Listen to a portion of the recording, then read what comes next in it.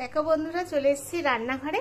আজকে একটা থোড় ছেঁচকি রেসিপি। থোড়গুলোকে আমি সরু সরু করে কেটে নিয়েছি, নিয়ে একটু সামান্য নুন দিয়ে ভাপিয়ে নিয়েছি।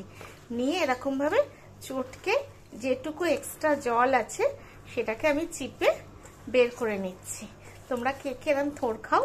আর যারা খাও না প্রত্যেককে বলছি থোড়টা খাবে সপ্তাহে। আমি সপ্তাহে 2 দিন করে থোড়টা করি। আমাদের মেয়েদের ভীষণ খাওয়া দরকার, ভীষণ আয়রন আছে এর মধ্যে। আমাদের প্রত্যেকটা মেয়ের এটা আর কি ভীষণ প্রয়োজনীয়। এই থোড়টাকে এরকমভাবে চটকে নিলাম। আর এখানে সর্ষে, এখানে শুকনো লঙ্কা ফোড়ন দেয়, যেহেতু তোমাদের দাদার শরীর খারাপ এই জন্য কাঁচা লঙ্কা নিয়ে নিয়েছি। তারপরে বাকিটা চলো দেখাচ্ছি। দেখো বন্ধুরা, আমার থোড় একদম কমপ্লিট। এই যে একদম অল্প তেল দিয়েছি, সর্ষে ফোড়ন, কাঁচা লঙ্কা ফোড়ন দিয়ে আমার থোড় ছেচকি একদম ডান। তাই ভাবলাম তোমাদের সঙ্গে শেয়ার করে দিই। কেমন লাগলে সবাই কমেন্ট করে জানিও আজকে থোড় রান্নাটা। ঠিক আছে, চলো টাটা।